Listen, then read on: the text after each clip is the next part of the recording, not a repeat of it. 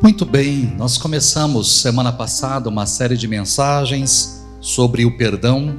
Não vai ser uma série tão longa, mas eu quero aprofundar com você essa temática.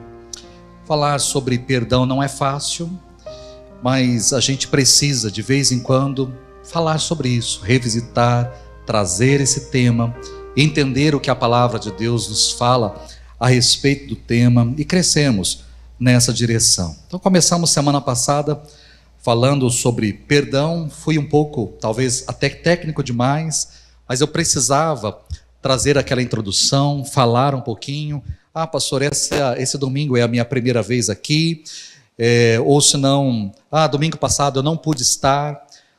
Você pode visitar a página da igreja no YouTube, lá temos todas as mensagens disponíveis para você.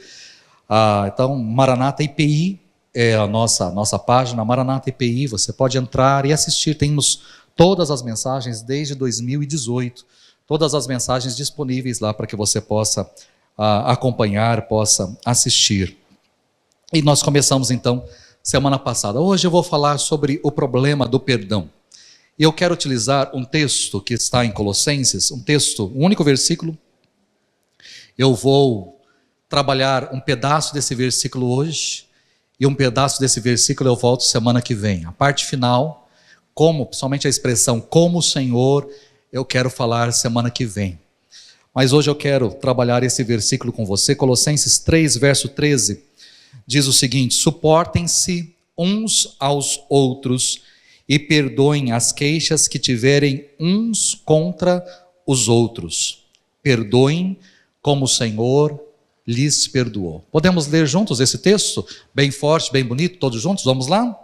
Suportem-se uns aos outros e perdoem as queixas que tiverem uns contra os outros. Perdoem como o Senhor. A gente pode ler melhor, tá certo? Estou que nem professor de ensino fundamental 1 básico, na classinha. Vamos lá, criançada. Vamos ler um pouquinho mais bonito, tá certo? Os nossos filhos leem mais bonito lá no Ministério Infantil. Vamos ler juntos? Vamos lá?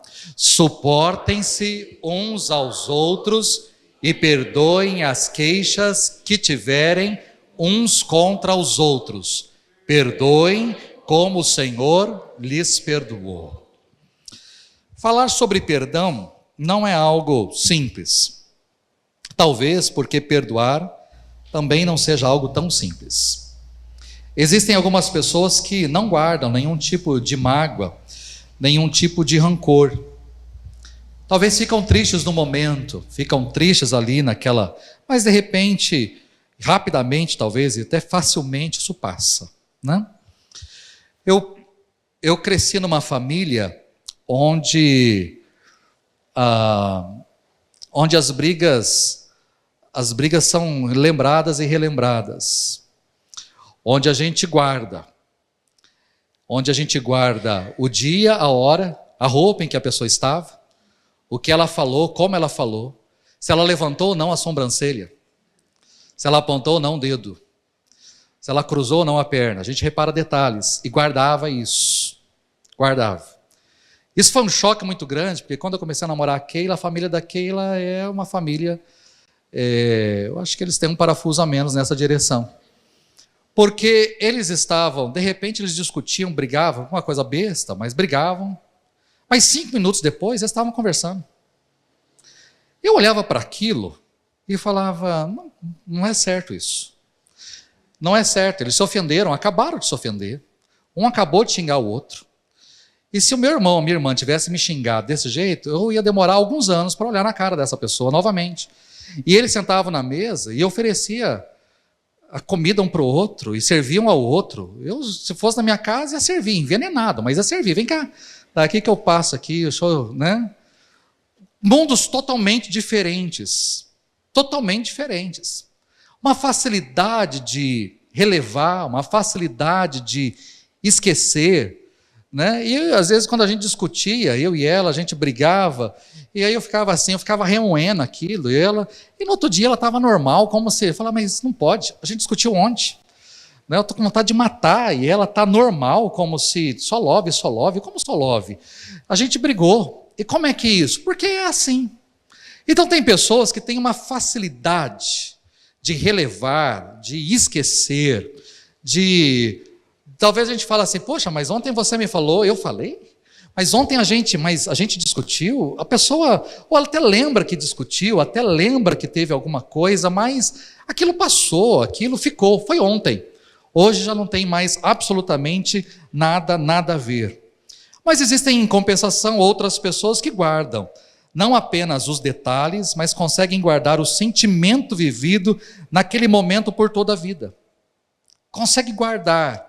Né? Quando falam do que aconteceu, a gente tem a impressão de que aquilo que ela está contando aconteceu agora de pouco, aconteceu ontem, porque ela traz sentimentos, ela traz tudo aquilo, ela aflora, vem à tona, é exatamente tudo aquilo, mas você está ouvindo, né? Às vezes, como pastor, eu ouço pessoas dizendo, pastor, porque ele falou isso para mim, porque ele me disse isso, e eu estou achando que foi ontem, ou que foi essa semana. Eu falo, mas quando que ele disse isso?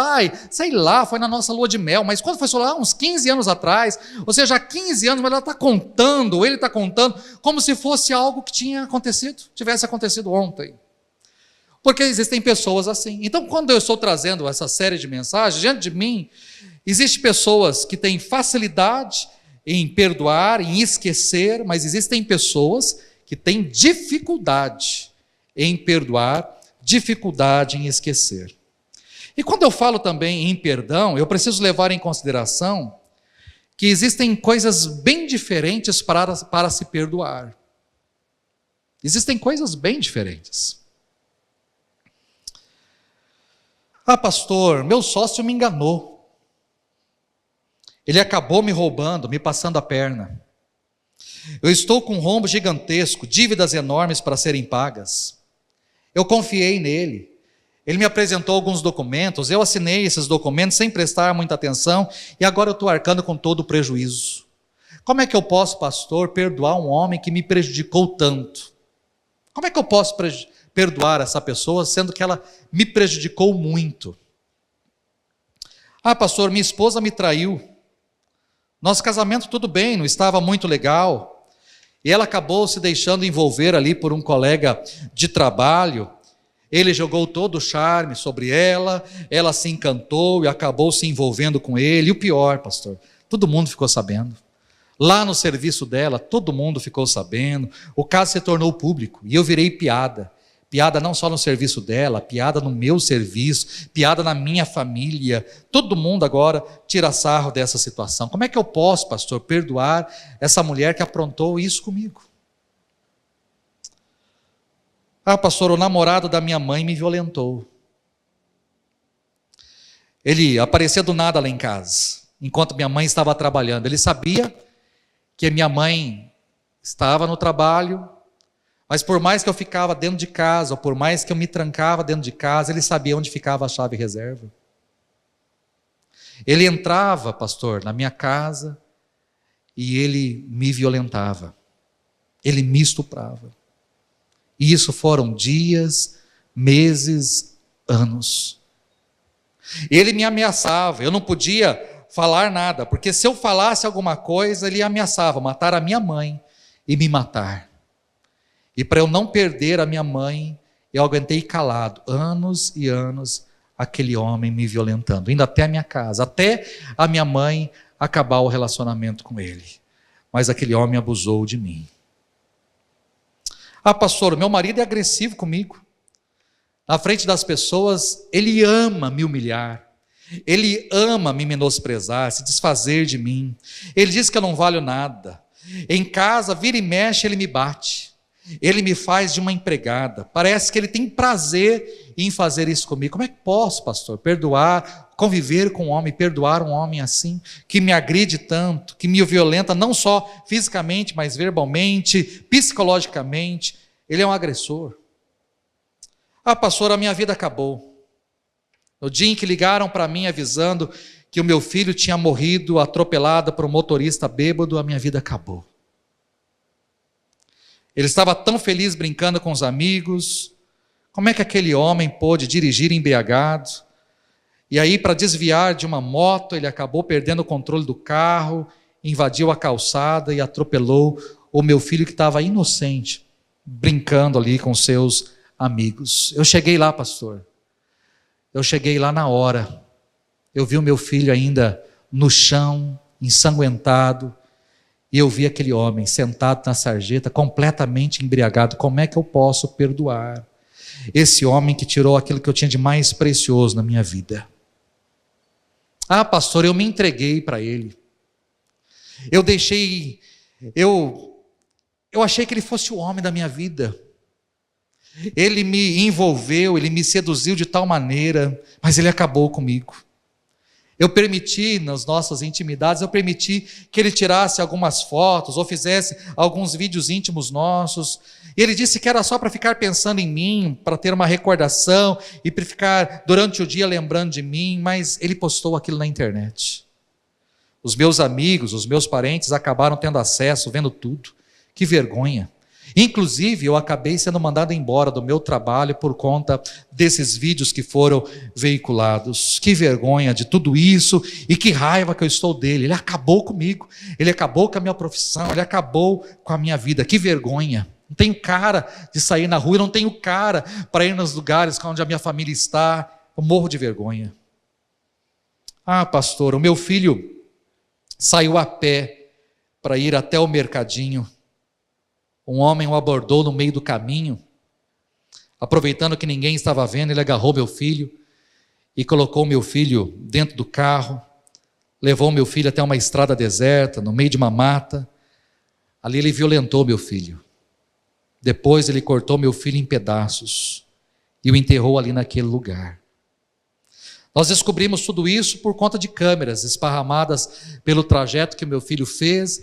Vimos quem o abordou, vimos e fomos investigar e descobrimos toda a história. O pior, pastor, esse homem era o nosso vizinho, morava do lado da nossa casa. Como é que eu posso perdoar este homem diante de tudo que ele fez com meu filho?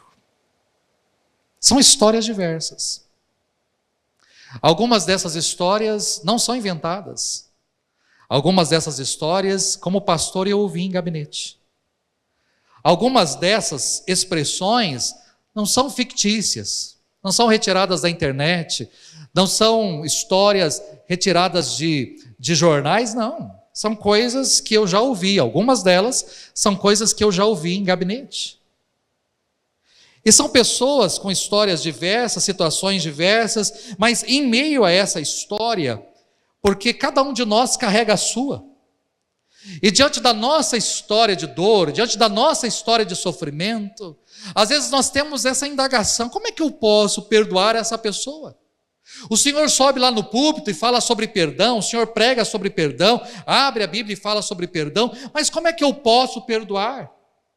Porque aquilo que eu vivi, aquilo que eu experimentei na minha vida, não foi algo tão fácil, não foi algo tão simples, não foi alguém que me prometeu uma bala e não me deu uma bala. Foi alguém que prometeu um mundo e não me deu um mundo, pelo contrário, me deu um inferno. Como é que eu posso perdoar essa pessoa que me feriu tanto? Como é que eu posso perdoar essa pessoa que me magoou, que me machucou tanto? É diante dessas feridas que, como pastor, eu ouço sempre essa pergunta: pastor, diante de tudo isso que eu lhe contei, diante de toda essa história, como é que eu faço para perdoar? Como que eu posso perdoar essa pessoa? Como pastor eu posso perdoar? Diante de tudo que ele me fez, eu tenho que perdoar essa pessoa. E como pastor eu preciso sentir a dor daquela pessoa, sentir o que ela está passando, ou o que ela passou, olhar para os sentimentos, e eu não posso dar uma resposta banal. Eu não posso dar uma resposta simplista, porque ali existe uma história. Ali existe dor. Ali existe violência. Ali existe agressão.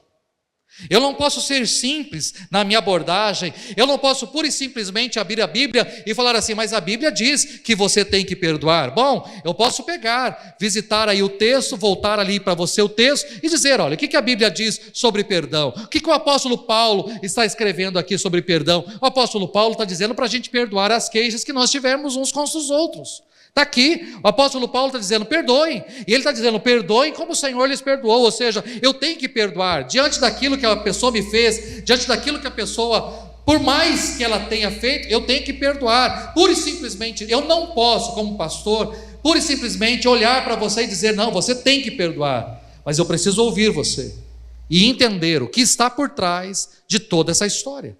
Qual é a dor, qual é o sentimento, quais são as lágrimas. O que é que você está trazendo? Não é só uma simples pergunta, você já sabe a resposta, mas você talvez queira saber, não se você tem ou não que perdoar, mas como você pode fazer para perdoar essa pessoa. Como perdoar essa pessoa? Brooke Foss Westcott, bispo anglicano, teólogo inglês, ele diz que nada superficialmente parece mais simples do que o perdão, ao passo que nada, se olharmos profundamente, é mais misterioso ou mais difícil. Eu olho para essa frase e eu percebo o seguinte, muitas vezes, para nós que estamos do lado de fora, é fácil falar perdoe. Às vezes quando eu vejo casamentos, pessoas vindo buscar aconselhamento, para mim, que estou do lado de fora da situação do casal, é fácil dizer como se resolve, porque eu estou enxergando a situação do lado de fora, eu não estou envolvido, não existem emoções da minha parte, sentimentos da minha parte, eu não ouvi o que cada um ouviu, eu não estou presenciando, eu não estou na casa, eu não estou na pele, eu não estou sentindo. Para mim é fácil dizer, resolve assim, faz isso, faz isso, faz isso, é fácil para quem está do lado de fora, mas para quem está na casa, tentando resolver a situação, é difícil. Para mim, do lado de fora, diante de uma história de dor e de sofrimento, não me dói. Ela pode contar a sua história, por mais que eu possa até mesmo me comover diante da sua história, em meio às suas lágrimas, eu não sei o que ela está passando. Ela pode, por exemplo, me dizer, eu fui abusada, ou estou sendo abusada, eu não sei o que é isso, eu nunca, graças a Deus, fui abusado da minha vida, mas uma pessoa que foi abusada, com toda certeza compreenderia melhor a situação dela, choraria junto, e diria, eu sei o que você está passando. Eu não sei.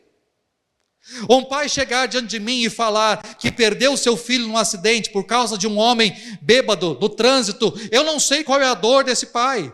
Eu nunca perdi, graças a Deus, eu não perdi meu filho, eu tenho meu filho. Mas eu não sei a dor, o sentimento que ele está, eu não sei a raiva que veio ao seu coração ao ver aquele homem embriagado e tirando aquilo que ele tem de mais precioso. Eu não sei qual é essa dor, eu não sei o que ele está sentindo. Por isso que para mim, do lado de fora, é fácil olhar para ele e dizer assim, não, você tem que perdoar. Mas eu não posso fazer isso, porque existe toda uma história por trás, todo um sentimento, toda uma emoção envolvida ali, e eu não posso ser simplista. Por isso que quem está olhando de uma forma superficial, parece simples, perdoar. Mas quando você olha de forma mais profunda, aí você entende o quão misterioso e o quão difícil é perdoar. Mas, quando eu falo sobre o problema do perdão, quais as respostas que poderíamos dar à pergunta, devo perdoar? Aí geralmente hoje nós temos tido 3 tipos de respostas sobre isso. Eu devo perdoar? A primeira resposta, talvez, é a resposta que vem dos crentes, é a resposta que vem dos cristãos: perdoe. É interessante que quando você analisa a palavra perdão, faça um estudo sobre perdão. Quando você analisa a palavra perdão, filosoficamente falando, o perdão não existe dentro da filosofia. Existem muitas matérias e muitos temas, mas não existe perdão nos filósofos clássicos. Quando você pega os filósofos gregos, os clássicos, eles não trabalham perdão. Não existe a palavra perdão. Pode existir em Platão, existe em Sócrates a palavra clemência, no sentido de favor, no sentido de ajuda, mas não a palavra perdão. Não existe a palavra perdão. Mas é interessante que a palavra perdão, ela é forte dentro do judaísmo e dentro do cristianismo. Ela é forte dentro do judaísmo porque a palavra perdão é utilizada para perdão de pecados. Eu preciso então levar uma oferta, levar um sacrifício, eu preciso apresentar a oferta, apresentar o sacrifício em favor do meu pecado. Então o Senhor me perdoa, por causa do animal que eu estou levando, do sangue derramado, o Senhor está trazendo perdão sobre a minha vida. Eu apresento um sacrifício e peço perdão a Deus. E o cristianismo também trabalha isso de forma muito forte. Jesus é uma pessoa que trabalhou essa temática de forma muito forte. Então, talvez dos cristãos venha essa expressão: você tem que perdoar, você deve perdoar, você precisa perdoar, porque esse é o nosso entendimento. Nós oramos assim, inclusive a oração que o Senhor nos ensinou trabalha nessa direção. Perdoe as nossas dívidas, assim como nós perdoamos os nossos devedores. Ou seja, nós oramos constantemente e pedimos para o Senhor nos perdoar, assim como nós perdoamos. Ou seja, o perdão faz parte da nossa vida, faz parte da nossa caminhada. Então, é lógico, é natural, nós como cristãos, diante da história de dor e sofrimento, e diante daquela mágoa, aquele rancor, olharmos para a pessoa e dizer para ela: perdoe, você precisa perdoar, você deve perdoar. Perdoar é a melhor coisa que você pode fazer, é um fardo que você vai se livrar, e assim por diante. É fácil a gente dizer para a pessoa, e é natural nós dizermos para a pessoa: perdoe. Mas existe um núcleo, ou um grupo de pessoas, que vai exatamente no sentido oposto, dizendo: você não pode perdoar. Diante de tudo isso que ele fez para você, ele não merece o seu perdão. Ele não merece. Não perdoe. Não perdoe. Esse cara não merece. Tudo que ele fez lá na sua casa, com a sua família, tudo que ele fez com você, o que ele fez lá no seu serviço, o que ele aprontou, não, esse cara não merece perdão. Você não tem que perdoar, não. Segue a sua vida. Viva a sua vida. Esse cara não merece perdão. Essa é uma expressão também normalmente comum. Normalmente comum, mais comum do que você possa imaginar. Principalmente quando se trata de coisas graves. Quando se trata de abuso sexual, de um assassinato, de um acidente seguido de morte, de traição, as pessoas são orientadas a não perdoar. Porque essas pessoas cometeram tamanha atrocidade, elas não são dignas de receber perdão, elas não são merecedoras, não. Você não deve perdoar, você deve ignorar, você deve tentar esquecer essa pessoa o máximo, mas ela não é digna de receber o seu perdão, ela não precisa, ela não pode receber o seu perdão. Você é louco em perdoar essa pessoa? Você é louca em perdoar essa pessoa? Não, não perdoe essa pessoa. Essa é uma frase comum. Agora, também tão comum é a frase que eu coloquei aí como depende, mas é o perdão condicional. Você acha que eu devo perdoá-lo? Depende. Se ele te procurar, ou seja, se ele não te procurar, se ele se arrepender, se ele pedir perdão, ou seja, se ele não pedir perdão, é condicional. Né? O meu marido fez isso, eu não sei se eu perdoo ou não. Depende, se ele mudar de vida, se ele apresentar melhoras, se ele mudar o proceder dele, aí você perdoa. Agora, caso contrário, ou seja, então hoje existe também, e é muito comum as pessoas trabalharem o perdão de forma condicional. Você só deve perdoar ou pode perdoar dependendo daquilo que o outro fizer. Se o outro agir dessa maneira, bem. Se o outro não, se o outro fizer, se o outro pedir, ou seja, o seu perdão depende do outro e não daquilo que você quer. Então existem essas três formas, quando falamos sobre perdão, existe hoje essas três formas de abordagem. Ou você perdoa, ou você não perdoa, ou tudo depende do que a pessoa, ou como a pessoa agir com relação a você. Mas antes de podermos pensar em perdoar os outros, de aprofundar nesse assunto, como é que eu devo perdoar a outra pessoa, eu preciso, e é isso que eu quero trabalhar com você hoje, começar a trabalhar com você hoje sobre o perdão de Deus. Eu preciso entender este perdão. Isso é crucial porque quando eu pego a expressão do apóstolo Paulo, que nós devemos perdoar, assim como o Senhor perdoou, eu preciso então começar a entender este perdão que vem de Deus. Porque essa é a expressão dele. Nós precisamos perdoar como o Senhor nos perdoou. Então, como é que se dá isso? O que é este perdão de Deus? Ou como funciona isso? Existem 3 palavras principais no Novo Testamento traduzidas como perdão. A primeira palavra é uma palavra relacionada à graça. A palavra graça em grego quer dizer charis. Charis, e aí nós temos charizomai. Charizomai é a ideia de ser gracioso. É a palavra, exatamente a palavra que está no texto de Colossenses 3,13. Ou seja, sejam graciosos para com o outro, assim como o Senhor foi gracioso para com você. Ser gracioso. Bom, só aqui eu já entendo algo. O perdão, ele não pode ser condicional. O perdão não é condicional. O perdão é gratuito. O perdão eu não dou mediante aquilo que a pessoa está me dando. O perdão não é comprado. O perdão não é adquirido. O perdão não é conquistado. O perdão não é meritório. O perdão é gratuito. Eu dou o perdão porque eu decidi perdoar. Eu quis perdoar. É uma escolha minha perdoar, não diante daquilo que a pessoa me fez. Então, só com essa palavra, essa primeira palavra sobre conceder graça, eu entendo aqui que Deus age de forma graciosa para comigo ao me perdoar. E Ele então espera também de mim, que eu seja gracioso com relação a outra pessoa, eu seja bondoso, eu seja generoso de espírito ao perdoar a outra pessoa diante daquilo que essa outra pessoa fez.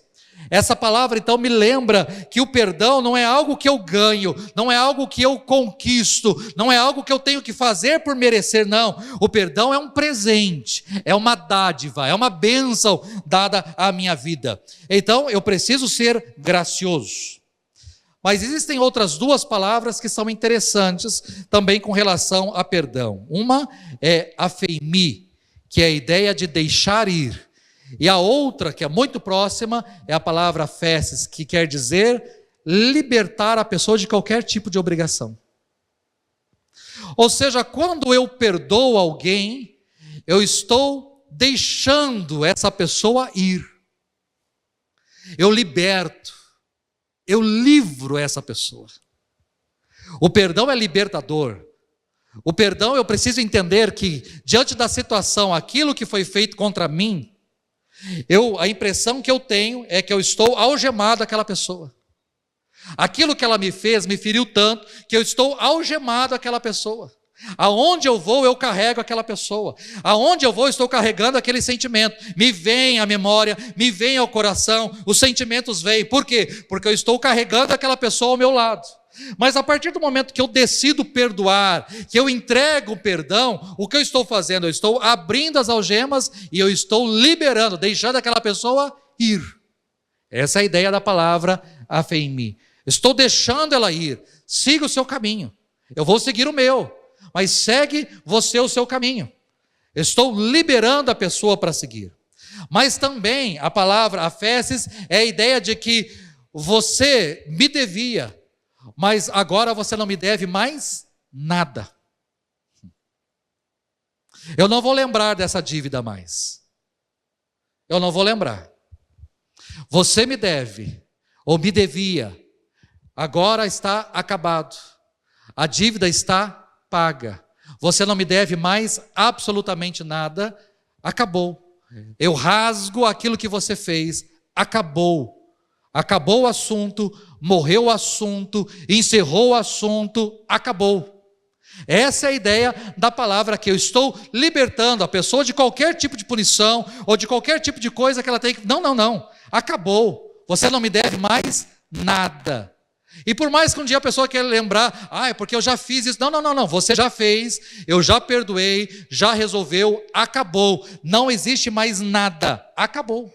Essa é a ideia, são as 3 palavras mais utilizadas para perdão e exatamente essa a ideia. Ou seja, o Novo Testamento está ilustrando com essas 2 palavras para perdão que existe uma liberação e existe um perdão de dívidas completo.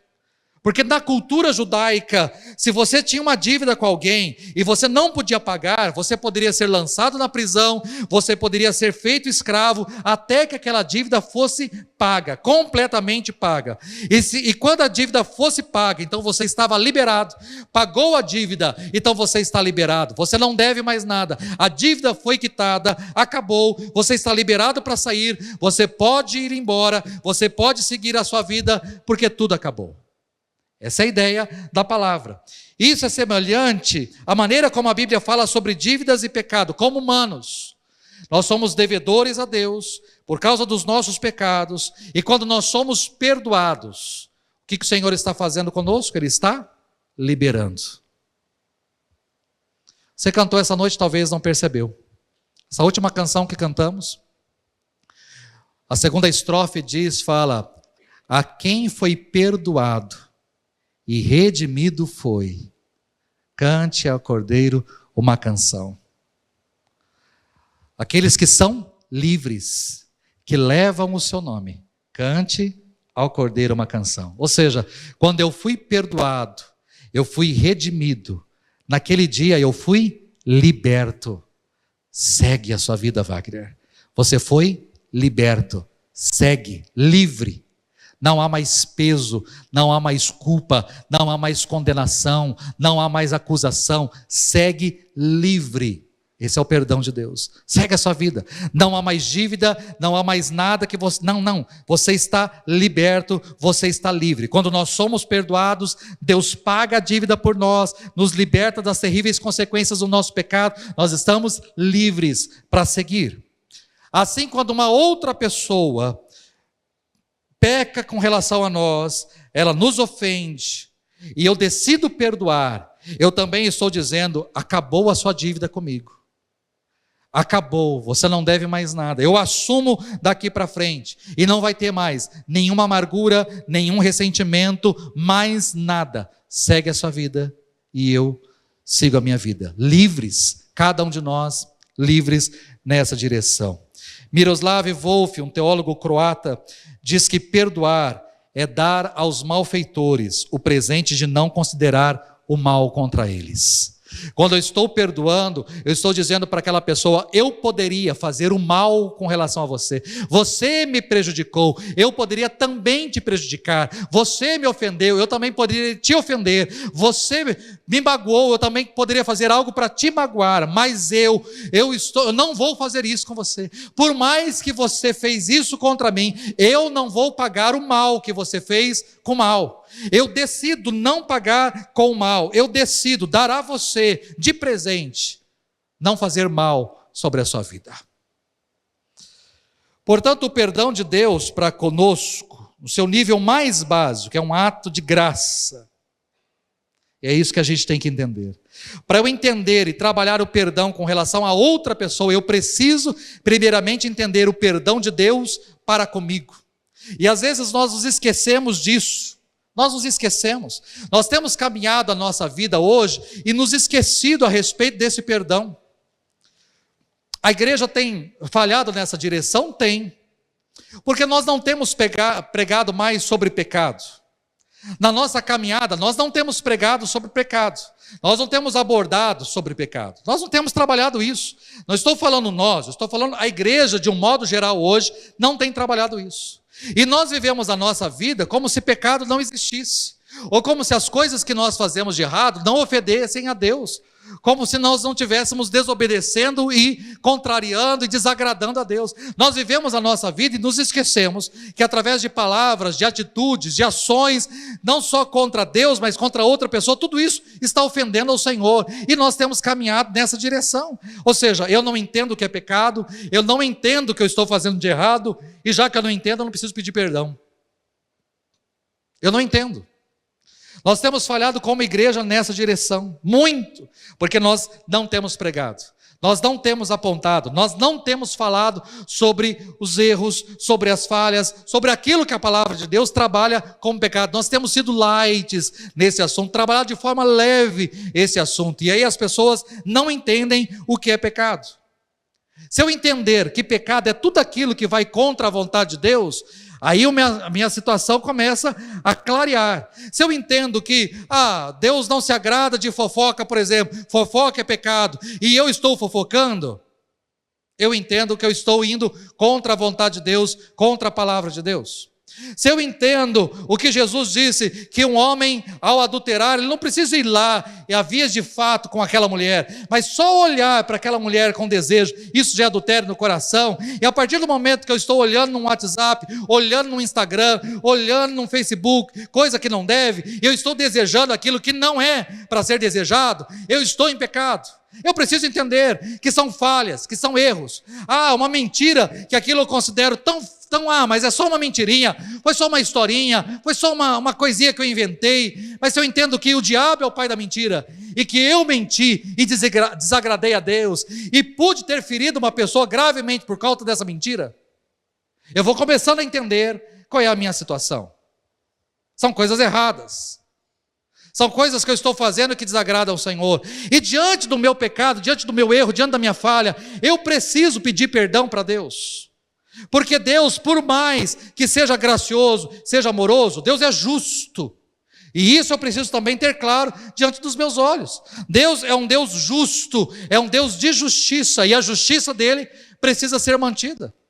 Ou seja, Deus é justo. Lá atrás ele falou para o nosso pai Adão: Adão, no dia em que você comer dessa árvore, certamente você morrerá. Essa é a situação. Você não pode comer, eu proíbo você de comer. No dia em que você comer, você vai morrer. Há uma consequência, e eu preciso entender que há consequências.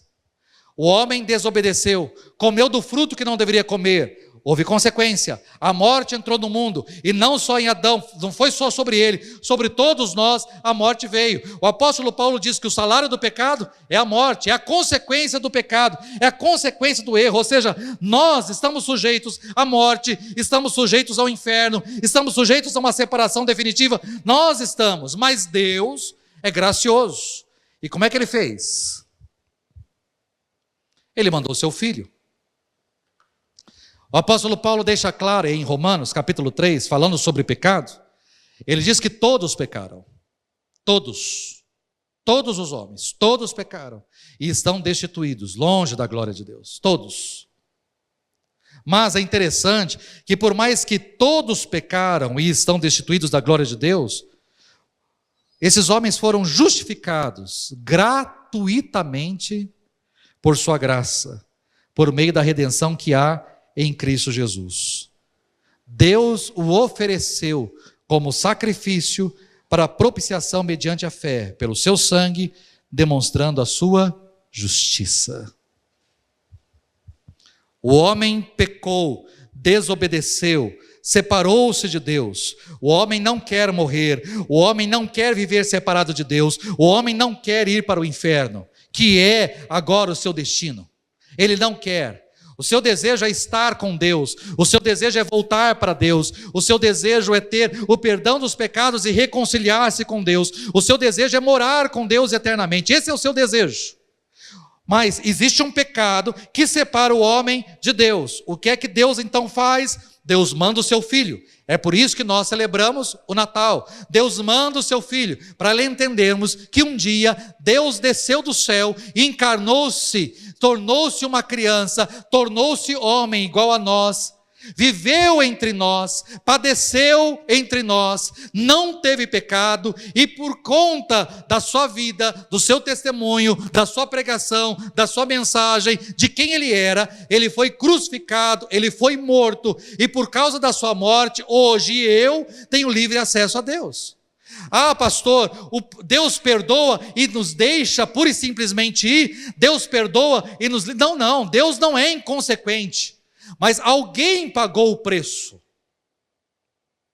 Vou dar um exemplo bem claro aqui para você, eu acho que você vai me entender. Eu não sei como é que você cria o seu filho e a sua filha. Não sei. Mas eu tenho para mim que você não pode bater numa criança porque simplesmente você resolveu bater. Mas ele aprontou. Ok, mas você disse para ele que se ele aprontasse, ele seria castigado? Não, eu não disse. Então, Para mim, uma conversa, um diálogo resolve muito mais do que uma agressão. Muito mais. Mas limites precisam ser estabelecidos. Se você diz, por exemplo, para o seu filho assim, olha, eu não quero que você faça isso, porque se você fizer, você vai ficar sem videogame em uma semana. Ele vai lá e faz. O que é que você tem, no mínimo, que fazer? Tirar o videogame quanto tempo? Uma semana. Porque se você falou que é uma semana, não são 6 dias, não são 5, nem 4, muito menos 3, 2 ou 1. Mas tem muito pai que faz o quê? Se você fizer isso, viu, fulano? Se você fizer isso, você vai ficar sem videogame uma semana. A criança vai lá e apronta e você tira por um dia. Aí no outro dia ela já está brincando normal. Então ela aprendeu como lidar com você, como contornar você. E ela está aprendendo exatamente o que é injusto. O que é justo e o que é injusto. Deus não é uma pessoa que prometeu algo e não cumpriu. Se você fizer, você vai morrer. E Adão morreu. Ele é pai que corrige. E nós precisamos entender isso. Jesus entrou no lugar. É como se nós tivéssemos um irmão mais velho. E o nosso pai falasse o seguinte para nós: olha, se você for lá no vizinho, e importunar de novo o vizinho, e lá, você vai apanhar. E a gente vai lá e faz, enquanto o irmão mais velho ficou em casa e não aprontou absolutamente nada. Mas nós fomos lá e fizemos arte. Nós fomos lá, aprontamos. Nós fomos lá e fizemos coisa errada. E de repente a gente está voltando da casa do vizinho e o pai está no portão, já com a cinta na mão, para nos dar um castigo, para nos bater. E a gente fala assim: eu não quero apanhar, por favor, não bata em mim. E o pai fala: mas você foi lá e você fez algo errado, você tem que apanhar, você vai apanhar. Não, mas eu não quero apanhar. E de repente vem o irmão mais velho e fala: pai, eu não fui, eu não fiz nada, eu fiquei aqui em casa, eu obedeci, mas alguém tem que apanhar? Tem, então pode bater em mim. Porque o senhor tem que bater, não tem que bater? Não, eu tenho que bater. Alguém tem que apanhar, então ok, pode bater em mim e o meu irmão não precisa apanhar. Deu para você entender o que é perdão aqui? Então o pai fala para o filho: então não há mais nada sobre você. Pode entrar, sem problema, você não vai apanhar, mas alguém vai apanhar no seu lugar. Deu para você entender o que é isso daqui? Essa é a mensagem da cruz. Alguém apanhou no nosso lugar. Alguém pagou o preço. Eu falo, porque o perdão é gratuito. O perdão é gratuito porque eu não pago para recebê-lo. Porque alguém pagou o preço. O preço foi pago. Alguém derramou o sangue para que este perdão fosse gratuito. Alguém foi para uma cruz. Alguém pagou o preço. Ele é gratuito para mim. Eu recebo de graça, mas alguém teve que pagar o preço numa cruz para que eu recebesse de graça esse perdão. Então Deus não é injusto ao dizer assim, ao fazer vista grossa: você errou, você pecou, mas eu deixo você ir. Não.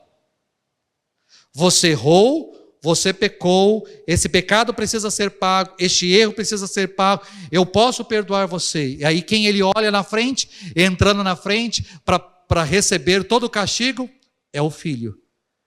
Jesus entra na frente para receber o castigo, para tomar o nosso lugar.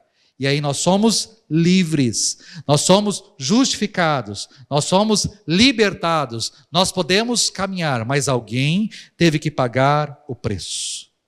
Martinho Lutero diz que Cristo, o Filho de Deus, está em nosso lugar e levou todos os nossos pecados sobre seus ombros. Ele é a satisfação eterna por nosso pecado e nos reconcilia com Deus, o Pai. Lutero está dizendo o seguinte: quando Deus olha para nós, Ele enxerga em nós o pecado, mas de repente o Filho entra na frente, Jesus entra na frente, dizendo: eu paguei pelo esse pecado. Então Deus se dá por satisfeito. O pecado foi pago, você está perdoado, você pode seguir. O perdão que o crente recebe por meio de Cristo é total. Por meio de Cristo, Deus não contabiliza mais os seus pecados contra ele. Por meio de Cristo, nenhum grama de pecado permanece sem ser tratado. Por meio de Cristo, seus pecados são completamente perdoados. Por meio de Cristo, Deus não se lembra mais de seus pecados. Eles são enviados para o esquecimento. Por meio de Cristo, a punição é paga. O pecador é declarado inocente. Por meio de Cristo, o perdão de Deus o liberta da escravidão, da culpa, da vergonha que antes você carregava nos ombros. O perdão que vem de Deus é imenso. O perdão que vem de Deus é gratuito. No entanto, eu preciso dizer para você também que o perdão que vem de Deus não é apenas extraordinário, mas ele é escandaloso. O perdão de Deus é escandaloso porque está disponível para todos. Não importa quem sejam, não importa o que tenham feito. Volto numa outra frase de Miroslav Volf. Ele diz que não há pessoas que sejam tão más que Deus não as possa perdoar e que Cristo não possa morrer por elas. Não existe. E aí eu digo para você o seguinte: quando eu falo do perdão de Deus, eu não estou falando só do perdão para aquela vozinha bonitinha, lindinha, sentada na cadeira de balanço, que de vez em quando xinga o netinho para lá e para cá, mas está lá fazendo o seu crochê. Quando eu falo do perdão de Deus, eu me refiro ao traficante. Eu me refiro ao bandido. Eu me refiro ao cara que roubou você, que entrou na sua casa, que colocou uma arma na sua cabeça, que levou seus bens. Eu me refiro ao estuprador, ao abusador. Eu me refiro ao pedófilo. Eu me refiro ao traficante. Eu me refiro à prostituta. Eu me refiro ao bêbado que atropelou e matou uma criança. Eu me refiro ao enganador. Eu me refiro àquele adolescente que programou a morte do pai e da mãe. Eu me refiro àquele cara que esquartejou uma criança e enterrou. Eu me refiro a essas pessoas. É aqui que as nossas pequenas e educadas ideias sobre Deus, amor e perdão vão por água abaixo. Porque quando a gente pensa em céu, a gente acha que no céu está cheio de bons cristãos que chegaram lá por causa dos seus méritos. Mas não. O céu está cheio de pecadores miseráveis que foram salvos pela graça. O céu não está cheio de gente boazinha e maravilhosa e linda que fizeram por merecer estar lá. Não. O céu está cheio de gente que na minha ótica não merecia estar lá, mas que pela graça de Deus pode estar lá. Isso é perdão. Existem algumas pessoas que nós dizemos assim, essa pessoa pode ser perdoada ou deve ser perdoada, mas existem algumas pessoas na nossa visão que são imperdoáveis. Principalmente aquelas que fazem coisas horripilantes. A gente assiste noticiário e fala, gente, como é que pode um cara desse? Como é que pode ter feito isso? Como é que pode ter agido assim? Esse cara merece o inferno. Essa pessoa merece... Não. Ela merece o inferno tanto quanto eu e você.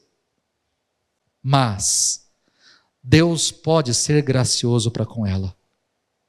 Às vezes, aquela situação aconteceu e ela pode ir, ser julgada, condenada e ir para uma prisão.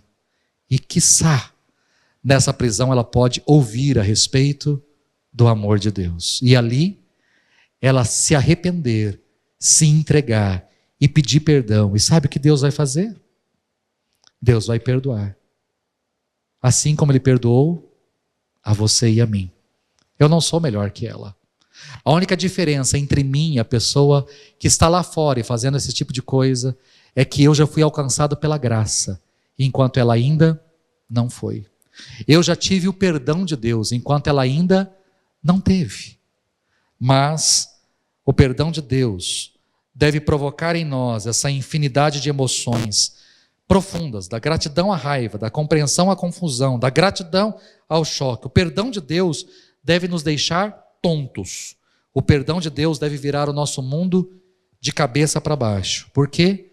Porque não há pessoas que sejam tão más que Deus não as possa perdoar e que Cristo não possa morrer por elas.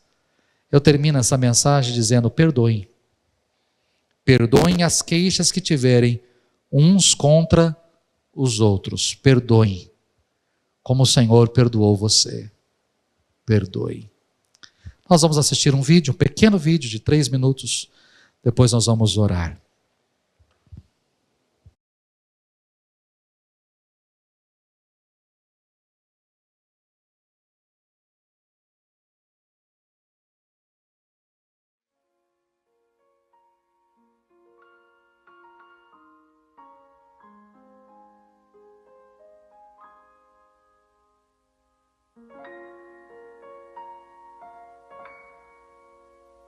No dia 5 de novembro de 2003, todas as dúvidas quanto à culpa de Ridgway foram apagadas. Ele assumiu a culpa pelo assassinato de 48 mulheres. Ele concordou em cooperar com as investigações sobre suas vítimas e o local onde seus restos mortais poderiam ser encontrados. Fazendo assim, ele evitaria o julgamento e a possível pena de morte. Como você se declara diante da acusação de homicídio qualificado em primeiro grau, como descrito no processo 1, pela morte de Wendy Lee Caulfield? Culpado. Como você se declara diante da acusação de homicídio qualificado em primeiro grau, descrito no processo 2? Culpado. Culpado. Culpado. É como se ele não tivesse um pingo de remorso pelo que fez. Sabe, ele matou tanta gente que nem ao menos se lembra quem eram, como eram. Eu simplesmente não consigo acreditar que alguém tenha matado toda essa gente e não se lembra deles. Nem os parentes enfurecidos de suas vítimas que foram convidados a se pronunciarem no tribunal no dia em que Ridgway foi sentenciado à prisão perpétua sem liberdade condicional no dia 18 de dezembro de 2003. Você disse que as lembranças de todas as mulheres que matou foram apagadas. As nossas não foram. Você disse que elas não significavam nada para você, mas ela significava tudo para nós. Ela era uma mãe, ela era uma esposa, ela era uma irmã, e nós sentimos a falta dela. Gary Ridgway permaneceu sentado com um semblante inexpressivo. Familiares de suas vítimas o amaldiçoavam e o ridicularizavam. Ele é um animal. Eu desejo que ele tenha uma morte demorada, sofrida e cruel. Ele vai para o inferno, que é o lugar dele. Mas o seu semblante enrijecido começou a se despedaçar, quando o pai de uma de suas vítimas apareceu, para surpreendê-lo com uma dose de bondade humana. Sr. Ridgway, há pessoas aqui que lhe odeiam. Eu não sou uma delas. Você dificultou para mim a prática daquilo que eu creio, que é o que Deus quer que eu faça, que é perdoar. Você está perdoado.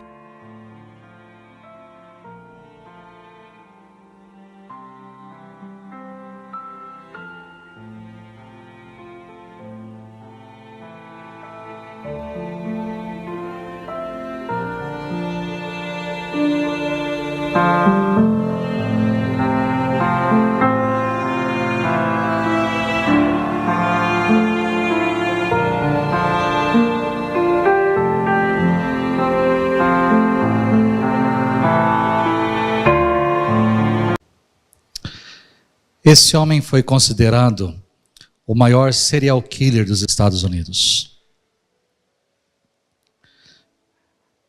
O julgamento em 2003 foi por 48 mulheres que ele declarou culpado que ele assassinou. Mas ainda não se sabe quantas mulheres mais podem ter sido. Ele não se lembra. Ele nunca contou. Ele apenas abordava, abusava, matava e enterrava. Sem saber, sem lembrar do rosto. Quando eu vi esse vídeo pela primeira vez, existem várias versões, vários vídeos, melhor dizendo, que retratam, existe inclusive comentários sobre isso. Mas é interessante no julgamento, enquanto as pessoas falam, porque nos Estados Unidos é permitido isso, as pessoas expressarem ali seu sentimento, os familiares falarem aquilo que querem.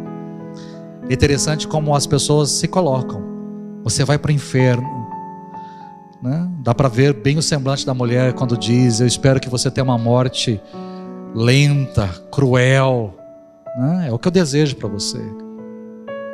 Até que surge alguém que diz: você está fazendo com que eu faça, com que eu pratique aquilo que é difícil. Eu perdi minha filha, mas eu não odeio você. Eu perdi alguém, mas eu vou fazer aquilo que o meu Senhor mandou. Eu vou perdoar você. Eu não sei qual é a sua história. O que é que você passou? O que é que você já enfrentou? Talvez rancor, mágoa, ódio de alguém que você sente ainda, por mais que o tempo tenha passado.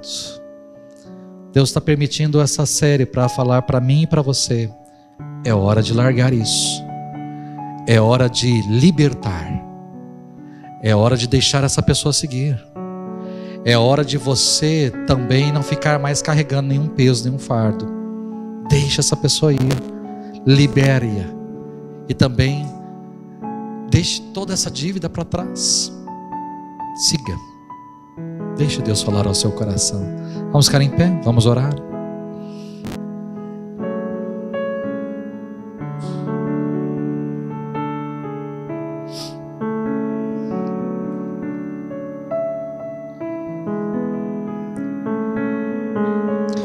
Senhor, todos nós temos histórias doloridas. Todos nós já olhamos para trás e podemos olhar e ver tanta gente que nos machucou, nos feriu, tantas atitudes, tantas palavras, tantas coisas. E nós temos a opção de ficar guardando isso, remoendo isso, ou temos a opção de pôr um ponto final nessa história, de eliminar esse escrito de dívida, de libertar a pessoa que está amarrada a nós ainda, e nós carregamos essa pessoa dia após dia. Senhor, a minha oração é que através dessa série, cada um de nós, a cada domingo, a gente possa, sendo quebrantado, sendo ensinado como perdoar, como exercitar o perdão, por mais que o que fizeram foi grave, mas a gente pode. Não é fácil, é difícil, mas não é impossível. O Senhor pode nos dar condições por nós mesmos. Por si mesmo, aquele homem com toda certeza não poderia estar naquele tribunal e declarar perdão, mas por causa do Senhor, pela força do Senhor, porque o Senhor deu condições, Ele foi capaz de ser diferente de todo mundo. Talvez vivemos num mundo onde as pessoas também não são capazes, elas querem a morte, elas querem vingança, elas querem que a pessoa pague aquilo que ela fez, mas a gente pode ser diferente, entregar a justiça nas tuas mãos, liberar perdão, deixar a pessoa seguir, e toda dívida que pesa, não pesar mais. Por mais que a tua palavra não nos dá opções, é uma ordem, nós devemos perdoar, é exigido de nós isso. Ninguém aqui está colocando uma arma na cabeça de ninguém e dizendo você deve. Não, porque a gente não quer perdoar de lábios, a gente não quer perdoar da boca para fora, nós queremos perdoar de coração, como ouvimos semana passada. Então, trabalhe as nossas vidas. Obrigado por esse tempo, obrigado pela palavra, obrigado por cada um de nós aqui. Quero te agradecer, Deus, por aqueles que estão aqui pela primeira vez, agradecer também aqueles que contribuíram, ofertaram, dizimaram, fizeram a sua contribuição, ou têm feito ao longo dos dias. Nós te somos gratos. Ao sairmos daqui, que o Senhor nos leve para casa em paz, em segurança, que o Senhor nos dê uma excelente noite de descanso e o Senhor nos abençoe grandemente ao longo dessa semana. Onde formos, onde colocarmos a planta dos nossos pés, que o Senhor ali esteja e que a tua mão esteja sobre nós, nos abençoando em todo o tempo. Essa é a nossa oração, em nome do Senhor Jesus. Que o Senhor abençoe e guarde você, que o Senhor sorria para você e presenteie você, que o Senhor olhe para você bem nos seus olhos e o faça prosperar. Que a graça do Senhor Jesus, o grande amor de Deus, o Pai, e que a comunhão, o consolo do Espírito seja sobre a sua vida, não apenas hoje, mas para todos sempre. Amém. Deus abençoe. Há um café, há um suco para você. E aqueles que estão vindo pela primeira vez, a sala de conexão, ou querem fazer a sua inscrição, a sala de conexão logo ali na saída do templo. Deus abençoe.